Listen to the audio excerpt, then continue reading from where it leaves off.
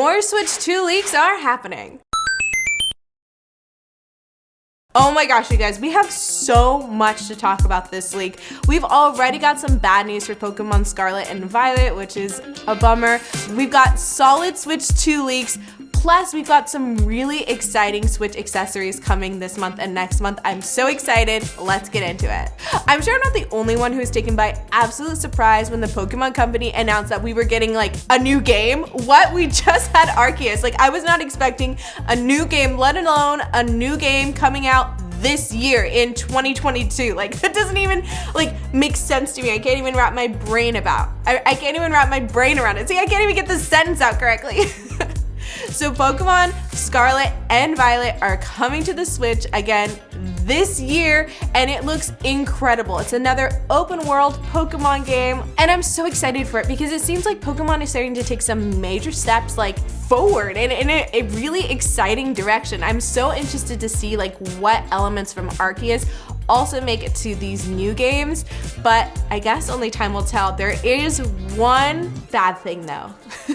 Earlier when the announcement was originally made on the Pokemon Japan website, in the fine print, it basically said that there is not going to be a way to access all of the Pokemon from the Pokemon games, which means just like in Sword and Shield, we're going to have a limited access to the Pokedex, which is a major bummer. I'm gonna read the actual quote for you just so we can kind of like get the gist of what they're saying. Only select Pokemon stored in Pokemon Home can be transferred to Pokemon Scarlet and Violet. Specifically, the transfer allows select Pokemon limited to the Pokemon that appear in each software, which again, major bummer, means that once again, we are not getting access to the full Pokedex, which I know is going to make a lot of people mad. So I'm kind of hoping, like, you know, while we're still on the high of like the big announcement and like how cute the starters are, I hope that like softens the blow a little bit that we're not going to see all the Pokemon, but who knows? I know for me at least, if we don't get all of the access to Pokemon, but we get enhanced graphics, that is a trade-off that I am willing to take. I know Pokemon Arceus didn't necessarily have like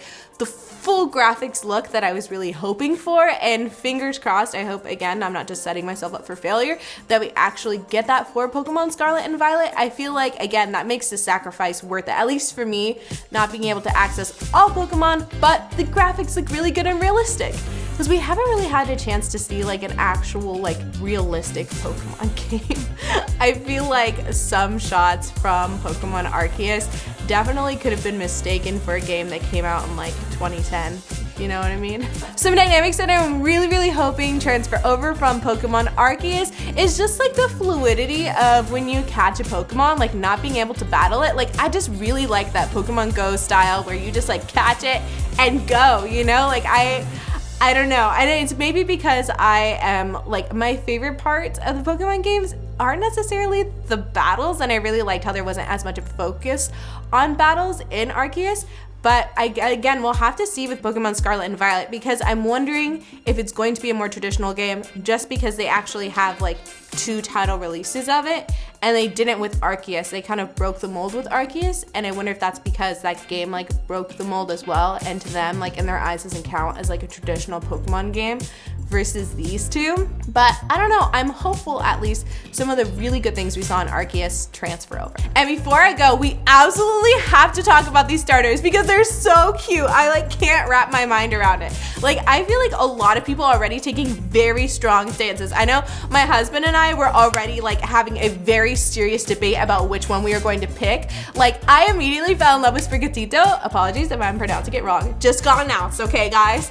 But my husband loves Quaxley. And so we were going back and forth, and I was like, you know what? We're just gonna have our separate game profiles, so it's gonna be fine. It doesn't matter.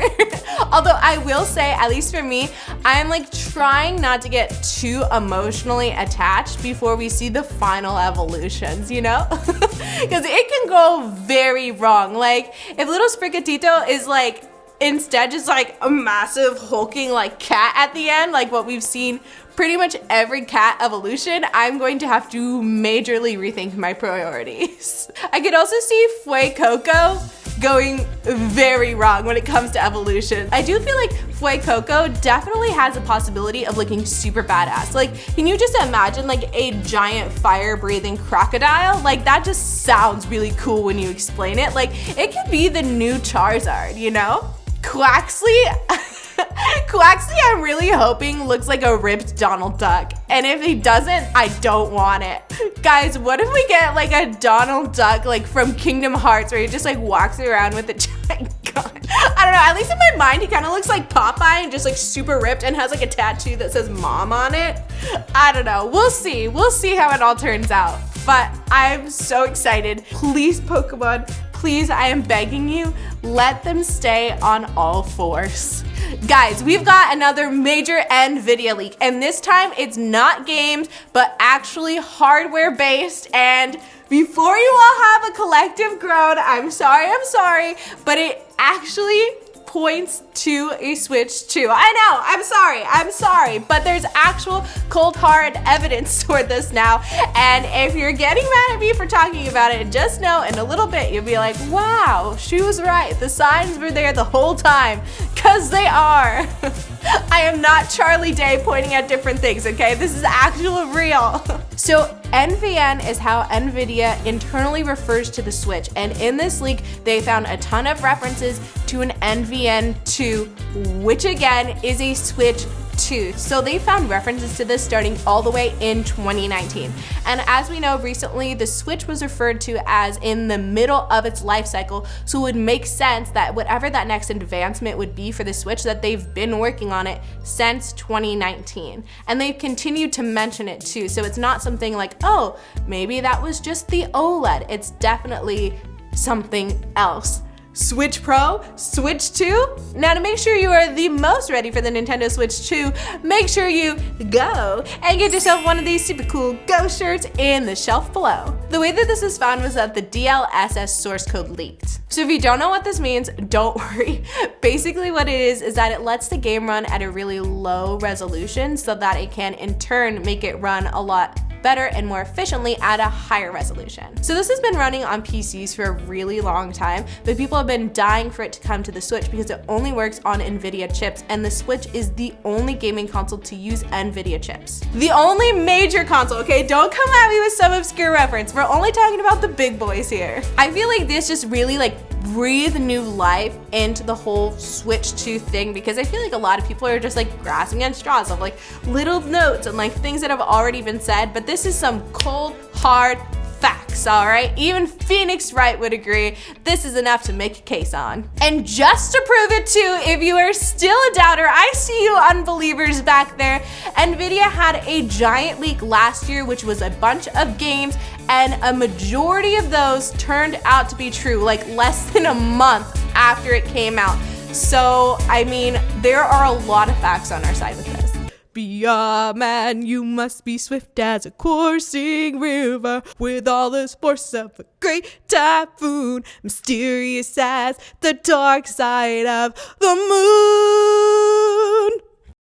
Alright, so if you listened to me last week and already downloaded Crunchyroll, I've got some really exciting news for you, and just in general, really exciting news for all Crunchyroll fans. As of the time that this video has come out, the biggest anime collaboration has already taken place. So there are two major anime sites. It's Crunchyroll and Funimation, and they were both separate subscriptions. So people who really loved anime, they were subscribed to both of them. They have finally joined together, adding over 15,000 hours of new anime content on Crunchyroll, which is so exciting, especially if you love English dubs. Funimation has a ton of English dubs. I was going through all the new shows that were listed, and pretty much all of them had an English dub option. I would say at least 90%. This is where it starts to affect Switch fans, because a lot of people are wondering, due to the fact that they were separate subscriptions, does that mean that the Crunchyroll price is about to skyrocket? Because right now it's about $7.99 for the lowest tier. But surprisingly, I actually have some really good news for you. The president of Crunchyroll has already said that he's not going to raise the price. However, the way that he said it, it does have me a little bit concerned. And I'll explain why. It's too nice. Okay, wait, guys, I take it back. It is not 1,500 more hours. I'm so sorry. I got way too excited. It's 1,600 hours that have been added and 50 new shows, which is still a lot. I just got so excited. I couldn't help myself. The reason why I'm so suspicious about this is when they announced the whole merger, the president of Crunchyroll was like, and we're not going to raise the prices because we care about our fans. They're our family and we love them. And I was like, that's really nice. But I feel like whenever someone says that in a corporate setting, they usually do not mean it. I don't know, maybe I'm just scarred. I want to believe in the pure hearts of Crunchyroll, and maybe that will be the case. We'll see in 2 months from now. Not only that, but they actually announced an exclusive new series also coming April 1st. So if you haven't already downloaded the Crunchyroll app on your Switch, do it now because there is a ton to watch and there's only more coming. If you were a Switch fan, honestly, just say goodbye to your family now because they are not going to see you for all of March and April because we have got insane games coming. I was reading through this list and I was like, oh my God, how are these games coming out already? Do you realize Kirby is coming out this month? I can't even mentally process that. Not only that, but as of the time of this video too, there is a Kirby demo that you can play. So get ready to have the time of your life, friends. All right, let's get started on the games list because there is incredible accessories dropping this month and next month too that we gotta talk about. First up, as of the time this video comes out, Triangle Strategy will already be live and I will already be playing it and not talking to anyone. That is on March 4th and it is only the kickoff for this month. Remember I said Kirby is also coming? Chocobo GP is also coming on March 10th. I am so excited for this game. If you don't know, which maybe you're living under a rock, I don't know. It is basically Final Fantasy Mario Kart, but something at least for me that I am really excited about this game is there's so many different types of things you can do. There's actually a battle royale type of race where you can kind of get knocked out and try and make it to be the last racer at the end, which is so cool. There's also story mode and time attacks and so much more. I don't know, I'm really pumped for this game. And that's not all. We've got Rune Facotry 5 coming on March 22nd, which I know a lot of people are really excited about. Now, this has already been out in Japan since May of 2021, but we're finally getting it here and it feels good. Man, May 2021 feels so long ago. I feel like I was a different person then. So much has happened. And to finish it all off, the piece de resistance, Kirby and the Forgotten Land is coming out on March 25th. This month, I cannot believe I'm so ready for this game. It's going to be cuteness overload. The demo, absolutely incredible.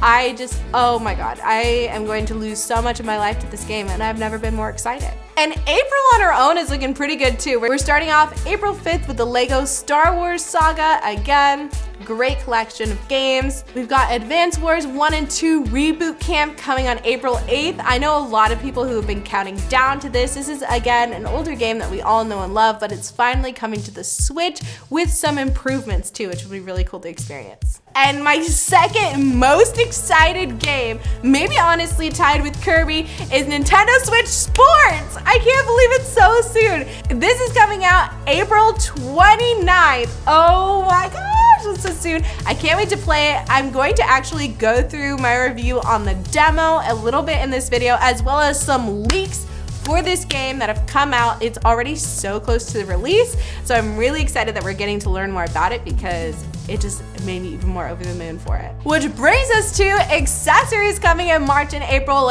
You're already spending money on games and you're about to lose a lot more money on accessories because some of these honestly are must-haves. I genuinely need them and I don't know what I'm gonna do if they sell out before I get to them. First up is a Nintendo Switch Sports accessory. So this is a leg strap so you can actually utilize your legs while you're playing. It comes in at $49.99. It can be found on Amazon. I'm gonna link it for you. Now you don't need this to play the game. You can still play it perfectly fine without it. But if you are a Wii sports head like me, the only sports I care about, I'm in. I am getting one of these. So on March 17th, this absolutely adorable, I think honestly, I would die for them if they were real.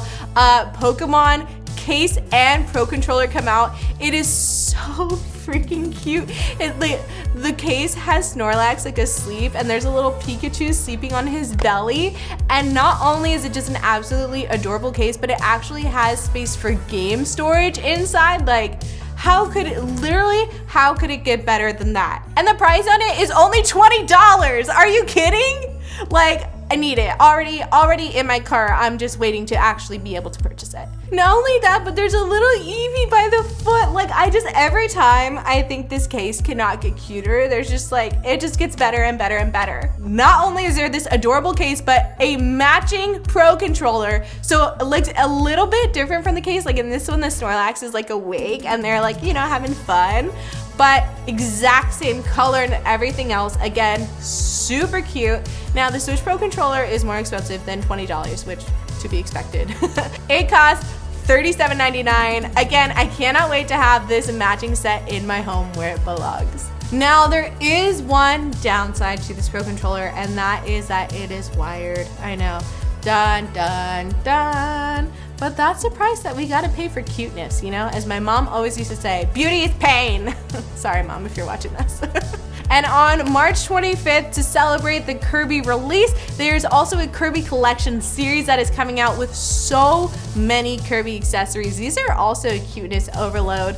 There's a super cute Kirby pink card pod that holds 2 games for $11.99. There's also this special 30th anniversary Kirby quick pouch accessory on sale for $18.99. There's also a blue Kirby card pod on sale that has like a cosmic panic kind of vibe, and that is $11.99 as well. And incredibly exciting, and I know a lot of people are gonna spend money on this, is on April 4th, we are getting a new actual Nintendo licensed Switch Pro controller that is ergonomic and has a lot of different styles you can. It does come at a heavy price tag though for $79.99, which is a little rough, but worth it, especially if your hands cramp up while gaming. So the exciting thing about this is that even though we've had those like Joy-Cons released before, this actually has like for you to use as a Pro controller. The only bummer is though that when you are using it in that Pro controller mode, it's still wired, unfortunately.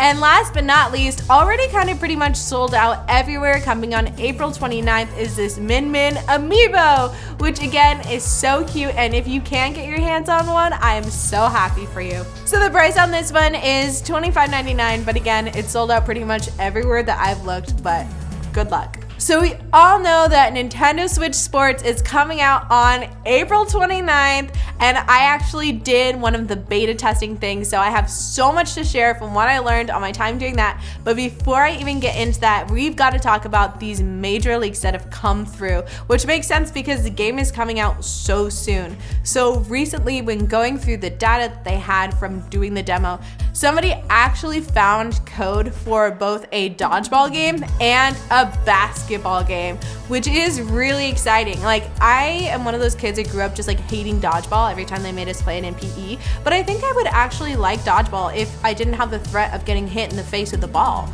Like, a dodgeball without actually getting hit with the ball sounds fun. Like, I think I might like dodgeball now. Now, while we're unsure currently if these are just games that they tried and then later deleted, or possible future DLC, I'm rooting for DLC because they did mention that we were going to see a lot of sports added in the DLC, so it would make sense that they've already started on them. I would love to, if for the dodgeball game, I'll get into it later, but with bowling, they had kind of like a battle royale setup where you kind of like worked all the way down to the best bowler. I would love to have that with dodgeball. Like, nothing sounds more fun to me than hitting strangers on the internet with dodgeballs. Like, that just sounds so great and so funny. And I'm already just imagining the new like Switch like me animations of like just getting hit and like going limp on the ground. It's just so great. All right, so if you didn't make it to any of the Switch Sports demos, don't worry, you're in luck. I too almost forgot about it and had to join at 3 a.m. so that I could still play. Something that really surprised me in the demo too is they actually gave you the option to make your own like Mii. They didn't like give a name to whatever those Miis are gonna be because, again, I'm assuming it's a Switch. There's not like a Swii. Whatever that is, you could kind of make yours on the demo, but it was all random. So you just had to keep like basically hitting like shuffle struggle until you got one that you like to start playing. So starting off, I played bowling because I am a giant Wii bowling girl. Like, I loved Wii Sports bowling. I would play it all the time, so much so that I like pulled a muscle in my arm from playing too much Wii Sports bowling. And I am happy to report that this one worked out really well too. It had a really awesome single player mode where, again, you had like that battle royale kind of thing that I talked about earlier, where you just kept going like down and down and down to be like the best bowler, which was really, really fun. I'm really excited to see Nintendo kind of leaning into that stuff. Something that I thought was so funny about this one too is the fact that like in Wii Sports, like you're just bowling in like a regular bowling alley. It looks like, you know, you just drive down the street. This one, it was like a like it looks like you're in like a fancy open air mall bowling alley. Like there was like plants and stuff. I don't know. I thought it was very bougie. I'm like, oh wow, yes, we are in 2022 now. We have money over here at Switch Sports. Now, I will say it was really funny too. For some reason, the bowling pins look like White Claws to me. I don't know if anybody else picked up on that, but they definitely look like White Claws. I think my favorite game of the demo though was Chumbara. Again, apologies if I'm pronouncing that wrong, but it wasn't called Chumbara in the other sports games. So something that I really loved about this demo is they had 3 different modes that you could play with different swords. So you had just a regular singular sword. You could do a double sword, which I absolutely love. Like, what? I get to fight opponents with 2 swords, like, say less. They also had a sword that like charged up when you blocked other people. So you could kind of just like in, you know, in Black Panther when he like gets like the kinetic energy in his suit and then he like makes cars flip over when he touches them. You could do basically that to your opponent when you finally land a blow on them with your charged up sword, which was really cool. Again, it had that vibe like we were in like a fancy like Google office, but like we didn't have to work. We could just like use all the cool stuff. I'm really excited to play this. This seems like a game that like you would play with your siblings just like over and over and over again to just like get that just like in general just like sibling rivalry and aggression out. I cannot wait to play this with my sister. Tennis was once again like bougie. It's not like Wii Sports Resorts where we're like on a beach. Like we are definitely in like a recreation center slash mall slash like Google office. I don't know, but whatever it is, we have money in this world. Something that I thought was really weird, and I'm not sure if it was just for the demo, if they're gonna keep it in real life, is that the scores weren't tennis scores. They were just like regular scores, which is fine, like, because I don't understand tennis scores, but usually, you know, to like make it more authentic, like sports games will like use tennis scoring. So like we had like a 0-1 score, which is usually like 15 love, but it just said on like the thing, it was like 0-1, 0-2, like it didn't change to anything like Tennessee. And I don't know, again, if that's just something that was like for the demo, like they just wanted to like get it out and not have to do that mechanic, but I don't think it would be something hard to fix. But again, I'm personally not complaining because I don't understand tennis, so that works for me. Now I will say when I was playing it, there was a lot of crashing, but that makes sense. The whole reason why they were doing it was just to basically do like a giant like internet stress test to make sure that when the game comes out, hopefully it does not crash as much. But I'm really excited. Hopefully we get to see that like dodgeball and basketball because I'm really vibing with the dodgeball and I hope it happens. All right guys, thanks so much for hanging out. I'll see you all very soon. Bye.